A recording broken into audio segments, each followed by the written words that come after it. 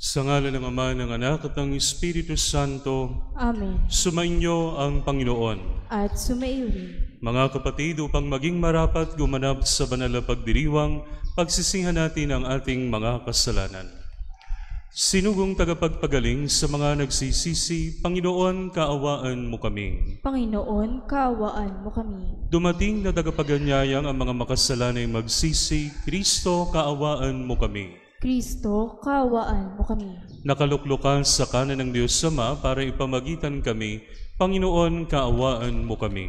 Panginoon, kaawaan mo kami. Kaawaan tayo ng makapangyarihang Diyos, patawarin tayo sa ating mga kasalanan at patnubayan tayo sa buhay na walang hanggan. Amen. Papuri sa Diyos sa kaitaasan. Puri sa Diyos sa kaitaasan, at sa luma'y kapayapaan, sa mga tao kinalulugan niya. Pinupuri ka namin, pinarangal ka namin, sinasapak ka namin.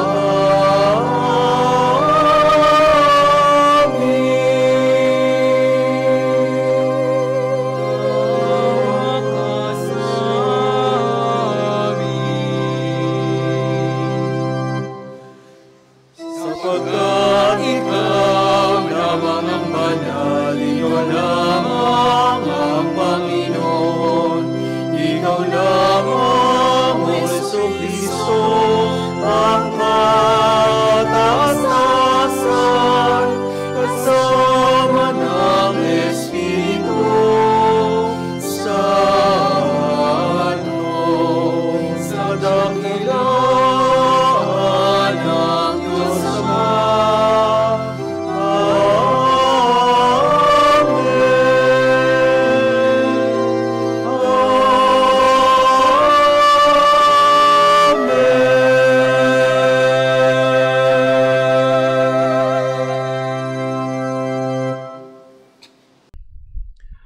Ama naming makapangyarihan, lakas loob ka naming tinatawagan sa ngalan mong Ama naming banal.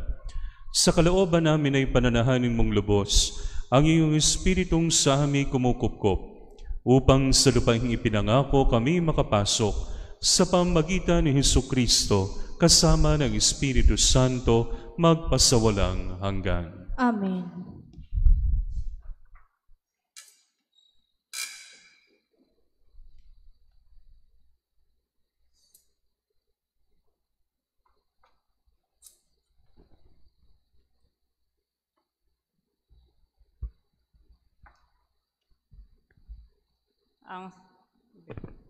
Ang salita ng Diyos mula sa unang aklat ng mga hari. Noong mga araw na iyon, si Elias ay nagpunta sa ilang.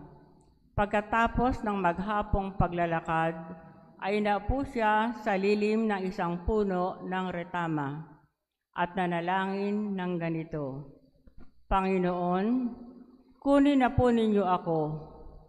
Ako po'y hirap na. Nais ko na pong mamatay. Pagkatapos, nahiga siya at nakatulog. Ngunit dumating ang isang anghel. Kinalabit siya at ang sabi, Gising na at kumain ka. Nang siya'y lumingon, nakita niya sa may ulunan ang isang tinapay na niluto sa ibabaw ng mainit na bato at tubig sa isang sisidlan. Kumain nga siya at uminom. Pagkatapos ay nahiga uli. Ngunit bumalik ang anghel ng Panginoon. Kinalabit siya uli at sinabi, Bumangon ka at kumain. Napakahaba pa ang lalakarin mo. Kumain nga siya at uminom, at siya'y lumakas. Sa tulong ng pagkain iyon, naglakbay siyang 40 araw at 40 gabi hanggang sa Horeb, ang bundok ng Diyos. Ang salita ng Diyos. Salamat sa Diyos.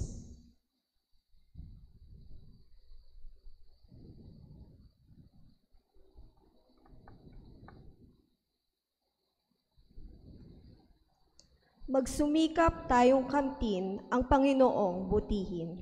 Magsumikap tayong kamtin ang Panginoong butihin. Panginooy aking laging pupurihin, sa pasasalamat di ako titigil. Aking pupurihin kaniyang mga gawa, kayong naaapi, makinig matuwa. Magsumikap tayong kamtin ang Panginoong butihin. Ang pagkadakila niya ay ihayag, at ang ngalan niya'y purihin ng lahat. Ang aking dalangi dininig ng Diyos, nawala sa akin ang lahat kong takot. Magsumikap tayong kamtin ang Panginoong butihin. Nagalak ang aping umasa sa Kanya, pagkat di nabigo ang pag-asa nila. Tumatawag sa Diyos ang walang pag-asa, sila'y iniligtas sa hirap at dusa. Magsumikap tayong kamtin ang Panginoong butihin. Anghel yaong bantay sa may takot sa Diyos, sa mga panganib sila'y kinukupkop. Ang galing ng poon hanaping masikap, yaong nagtiwala sa Kanya't naligtas, ay maituturing na taong mapalad. Magsumikap tayong kamtin ang Panginoong butihin. Ang salita ng Diyos mula sa sulat ni Apostol San Pablo sa mga taga-Efeso. Mga kapatid, huwag ninyong dulutan ng pighati ang Espiritu Santo, sapagkat ito ang tatak ng Diyos sa inyo. Ang katibayan ng inyong katubusan pagdating ng takdang araw. Alisin na ninyo ang lahat ng sama ng loob, galit at poot. Huwag na kayong mangbubulyaw, manlalait, at mananakit ng damdamin ng kapwa. Sa halip, maging mabait kayo at maawain sa isa't isa. At magpatawaran tulad ng pagpapatawad sa inyo ng Diyos sa pamamagitan ni Kristo. Yamang kayo'y mga anak na minamahal ng Diyos, tularan ninyo siya.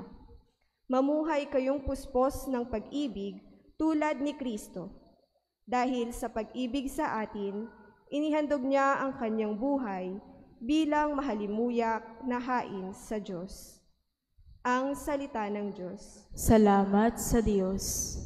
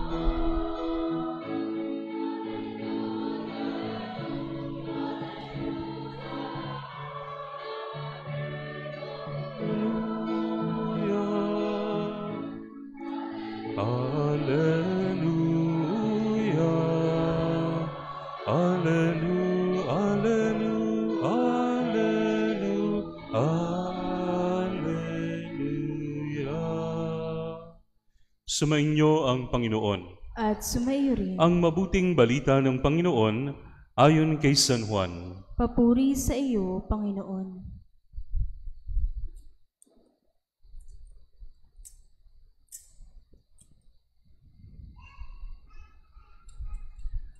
Noong panahong iyon, nagbulong-bulungan ang mga Hudyo dahil sa sinabi ni Jesus, "Ako ang pagkaing bumaba mula sa langit."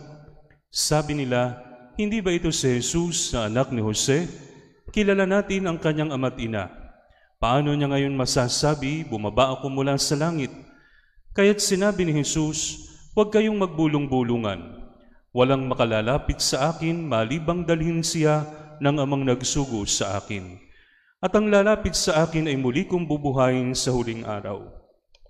Nasusulat sa aklat ng mga propeta, "At silang lahat ay tuturuan ng Diyos. Ang bawat nakikinig sa Ama at natututo ay lalapit sa akin. Hindi ito nangangahulugang may nakakita na sa Ama, yaong nagmula sa Diyos, ang tanging nakakita sa Ama.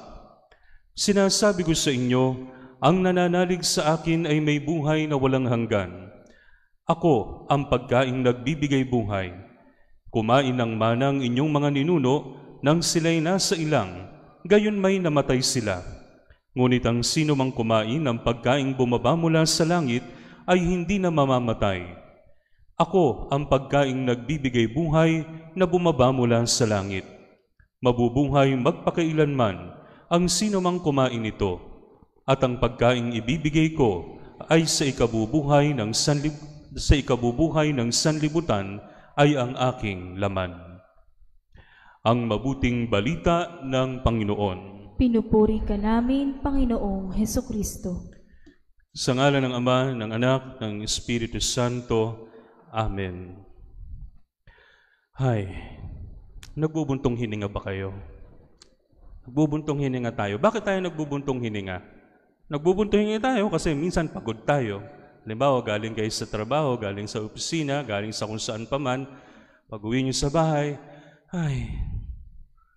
pagka fed up na kayo o kaya parang bantad na kayo sa problema, kapag naubusan na kayo ng pasensya, kapag sa tingin nyo wala nang solusyon ng problema, nagbubuntong hininga tayo. Nagbubuntong hininga.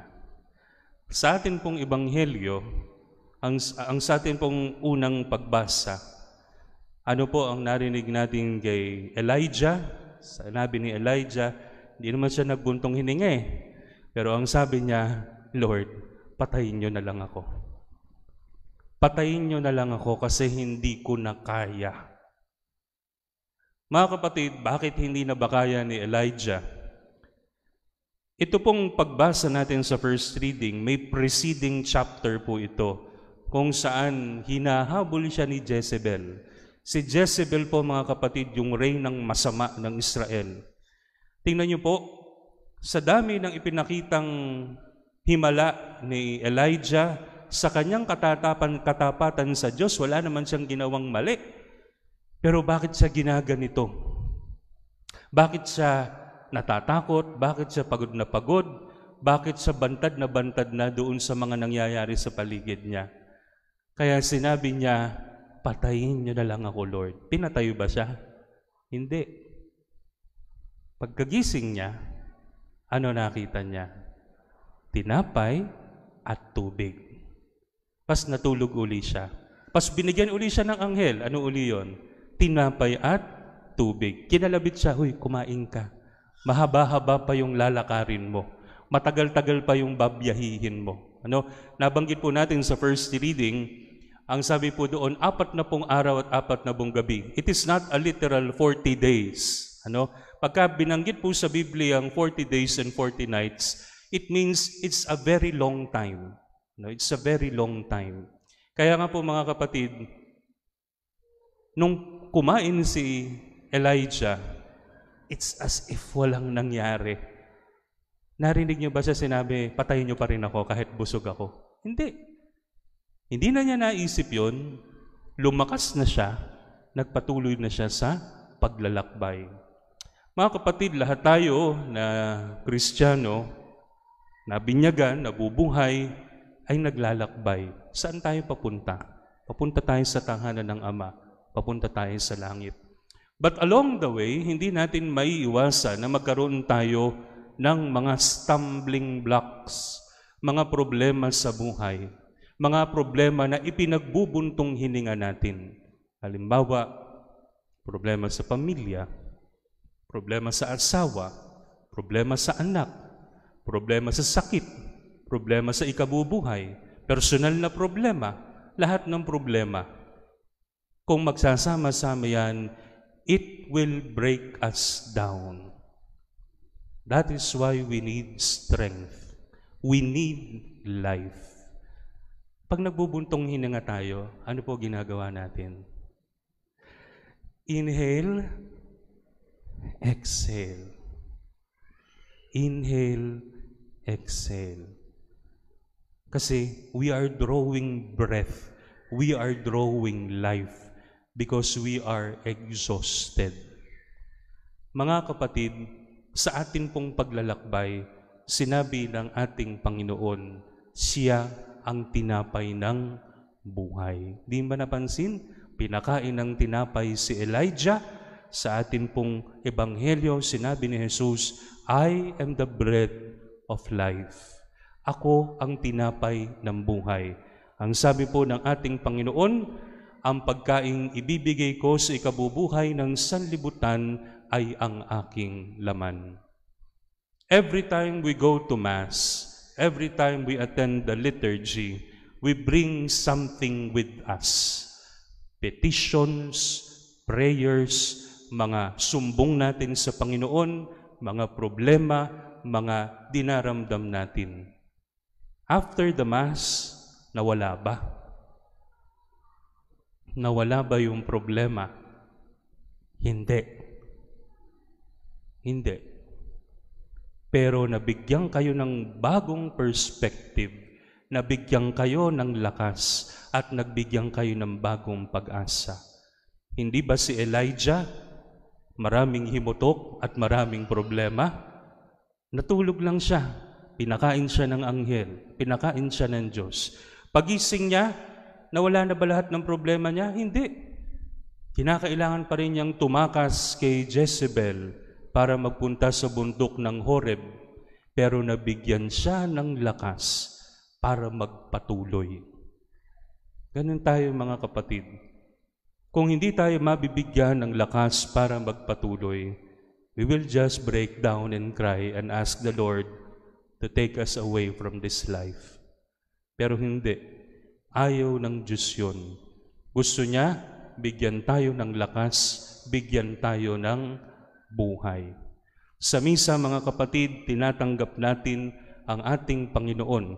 Kamukha ng pagtanggap ni Elijah sa tinapay at tubig, tayo'y tumatanggap ng katawan ni Kristo. No, mamaya, mga kapatid, kapag magkukumyon na tayo, Ang sasabihin ng lay minister, ang sasabihin ko, katawan ni Kristo. Ano sagot? Amen. We are receiving the body of Jesus. Kapag ginaganap natin itong ating ginaganap ngayon, the liturgy of the Word, we are feeding our souls with our ears kasi pinakikinggan natin ang pagpapaliwanag ng salita ng Diyos. At ano ba si Kristo? Ang salitang nagkatawang tao. Ang sabi po ng ating Panginoon, I am the way, the truth, and the life. Sa mga panahong nanghihina tayo at nawawalan tayo ng lakas at pag-asa, sa panahong na-overwhelm tayo ng mga problema at mga intindihin, huwag nating kalimutang lumapit at tanggapin si Kristo. Kapag tinanggap natin siya, mabibigyan tayo ng lakas, mabibigyan tayo ng pag-asa, and we will be given the will to continue the journey towards heaven. Ito po ang ating pagnilayan sa linggong ito, sa ngalan ng Ama, ng Anak, ng Espiritu Santo. Amen. Ipahayag natin ang ating pananampalataya. Sumasampalataya ako sa Diyos amang makapangyarihan sa lahat, na may gawa ng langit at lupa. Sumasampalataya ako kay Hesukristo, iisang anak ng Diyos, Panginoon nating lahat. Nagkatawang tao siya lalang ng Espiritu Santo, ipinanganak ni Santa Maria Birhen, pinagpakasakit ni Poncio Pilato, ipinako sa krus, namatay, nilibing, nanaog sa kinaroroonan ng mga yumao. Nang may ikatlong araw na buhay na mag-uli, umakyat sa langit, naluluklok sa kanan ng Diyos amang makapangyarihan sa lahat. Doon magmumula ang paririto at huhukom sa mga nabubuhay at nangamatay na tao. Sumasampalataya naman ako sa Diyos Espiritu Santo, sa banal na simbahang katolika, sa kasamahan ng mga banal, sa kapatawaran ng mga kasalanan, sa pagkabuhay ng muli ng nangamatay na tao, at sa buhay na walang hanggan. Amen. Mga kapatid, yayamang tayo'y mga anak na minamahal ng Diyos, ilahad natin sa Kanya ang ating mga pangangailangan at kahilingan. Ang atin pong itutugon, Panginoon, dinggin ang iyong bayan. Panginoon, dinggin ang iyong bayan. Para sa simbahang nilisan ng mga kasaping na akit sa maling turo at paniniwala, upang maging matyaga ang mga paring maibalik sila sa hapag ng Eucharistia. Manalangin tayo sa Panginoon. Panginoon, dinggin ang iyong bayan. Para sa mga sugatan sa buhay at sa lahat sa kabubuhay, upang matagpuan nila ang katatagan sa pagsalo sa pagkaing nagbibigay buhay. Manalangin tayo sa Panginoon. Panginoon, dinggin ang iyong bayan. Para sa mga nahihirapang magpatawad, upang ang Eucharistia ang pumawi sa kanilang galit at puot, manalangin tayo sa Panginoon. Panginoon, dinggin ang iyong bayan. Para sa mga nauuhaw sa katotohanan, nagugutom sa katarungan, at naghahanap ng makabuluhang buhay, upang ang pagtitipon sa banal na Eucharistia ay makatugon sa kalulang sa kanilang buhay. Manalangin tayo sa Panginoon. Panginoon, dinggin ang iyong bayan. Amang mapagmahal, dinggin mo ang panalangin hinihiling namin sa pamagitan ng isinugo mong anak para maging pagkaing nagbibigay buhay at Panginoon magpasawalang hanggan. Amen.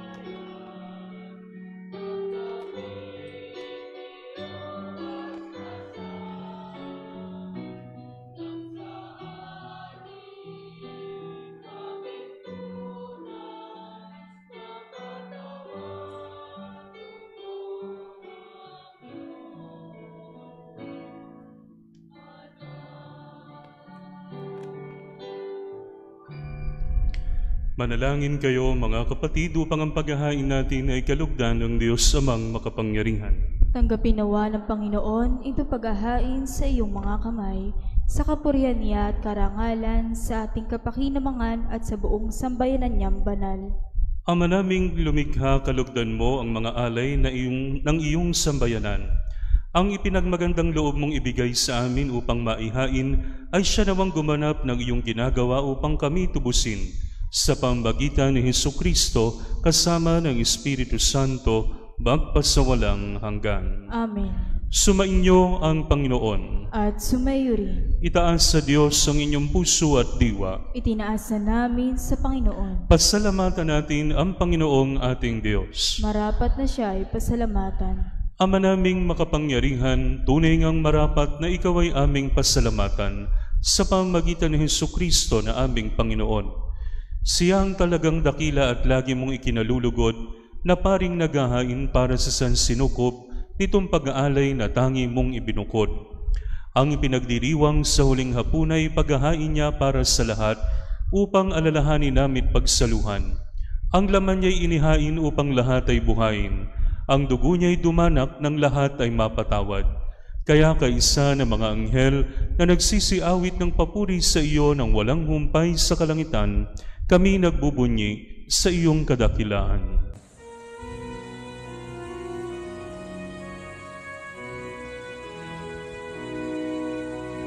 Santo, Santo, Santo, Panginoong Diyos ng mga hukbo, napupuno ang langit at lupa ng kadakilan mo. Hosana, Hosana sa kaitaasan, pinagpalang na paririto sa ngalan ng Panginoon. Hosana, Hosana sa kaitaasan.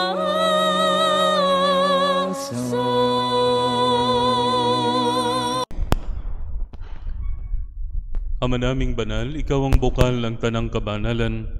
Kahit sa pamamagitan ng iyong Espiritu, gawin mong banal ang mga kaloob na ito upang para sa aming maging katawan at dugo ng aming Panginoong Hesukristo. Bago niya pinagtiis ang kusang loob na maging handog, hinawakan niya ang tinapay, pinasalamatan kanya, pinaghati-hati niya iyon. Iniabot sa kanyang mga alagad at sinabi, "Tanggap niyong lahat ito at kanin. Ito ang aking katawan na ihahandog para sa inyo."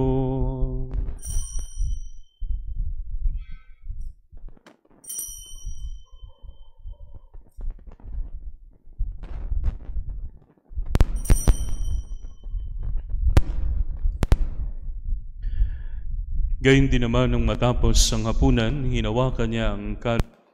Muli kanyang pinasalamatan. Iniabot niya ang kalis sa kanyang mga alagad.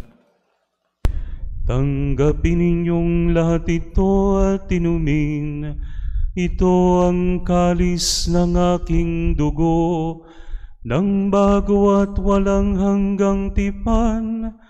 Ang aking dugo na'y bubuhos para sa inyo at para sa lahat, sa ikapagpapatawad ng mga kasalanan. Gawin ninyo ito sa pag-alala sa akin."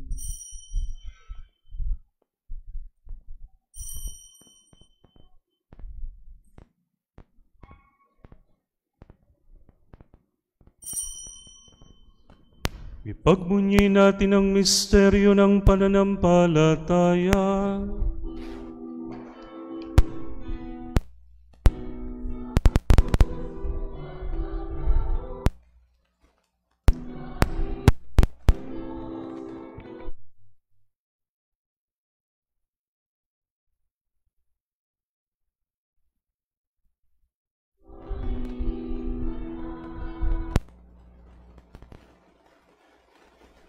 naming mahal, ngayon at magpakailanman. Ama, ginagawa namin ngayon ang pag-alala sa pagkamatay at muling pagkabuhay ng anak, kaya tiniaalay namin sa iyo ang tinapay na nagbibigay buhay at ang kalis na nagkakaloob ng kaligtasan. Kami nagpapasalamat dahil kami iyong minarapat na tumayo sa harap mo para maglingkod sa iyo. Isinasamo namin kaming magsasalo-salo sa katawan at dugo ni Kristo ay mabuklod sa pagkakaisa sa pamamagitan ng Espiritu Santo. Amalingapin mo ang iyong simbahang laganap sa buong daigdig. Puspusin mo kami sa pag-ibig kaysa ni Francisco na aming Papa, ni Dennis na aming Obispo at ng Tanang Kaparian. Alalahanin mo rin ang mga kapatid naming nahimlay nang may pag-asang sila'y muling mabubuhay, gayon din ang lahat ng mga pumanaw. Kaawaan mo sila at patuloyin sa iyong kaliwanagan. Kaawaan mo at pagingdapatin kaming lahat na makasalo sa iyong buhay na walang wakas, kay mahal na Birheng Maria na Ina ng Diyos, kaysa ni San Jose, kaysa ng mga ay dito sa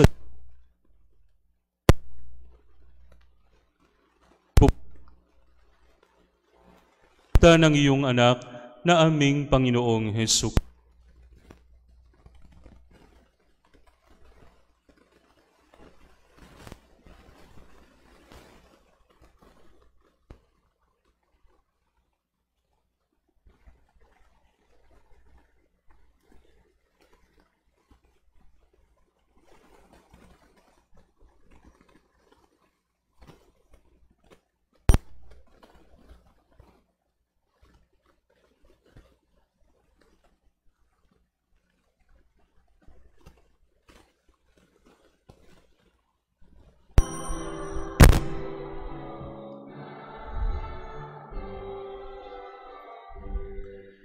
Sa tagubili ng mga nakagagaling na utos sa turo ni Jesus na Panginoon natin at Diyos, ipahayag natin ng lakas loob.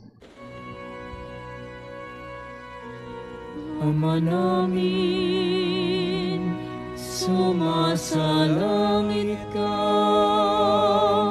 sambahin ang ngalan mo, mapasa amin ang kaharian mo, sundin ang loob mo dito sa lupa para nang sa langit. Bigyan mo kami ngayon ang aming kakanin sa araw-araw, at patawarin mo kami sa aming mga sala para ng pagpapatawad namin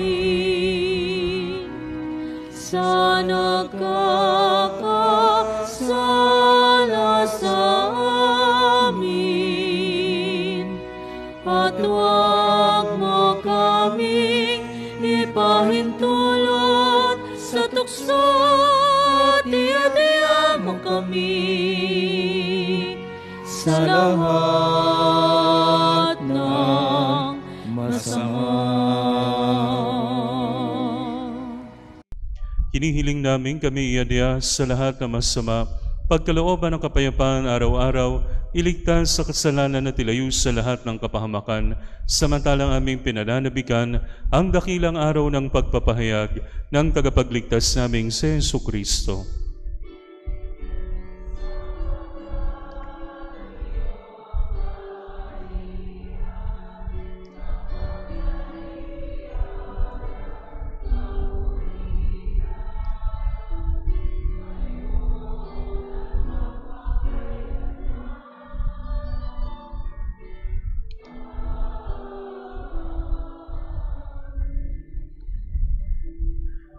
Panginoong Hesukristo, sinabi mo sa iyong mga apostol, kapayapaan ang iniiwan ko sa inyo, ang aking kapayapaan ang binibigay ko sa inyo. Tunghayan mo ang aming pananampalataya at huwag ang aming mga pagkakasala. Pagkalooban mo kami na kapayapaan at pagkakaisa ayon sa iyong kalooban, kasama ng Espiritu Santo, magpasawalang hanggan. Amen. Ang kapayapaan ng Panginoon ay laging sumainyo. At sumayo rin. Magbigayan kayo ng kapayapaan sa isa't isa. Peace be with you.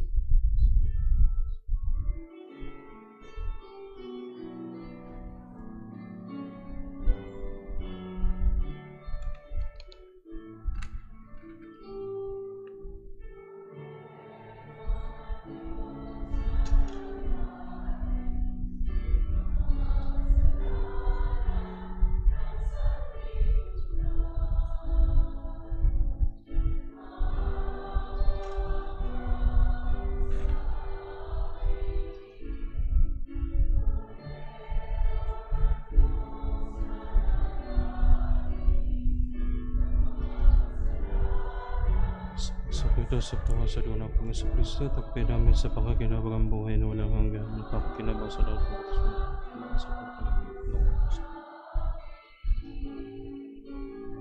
Agnus Dei qui tollis peccata mundi, dona nobis pacem, dona nobis pacem, dona nobis pacem.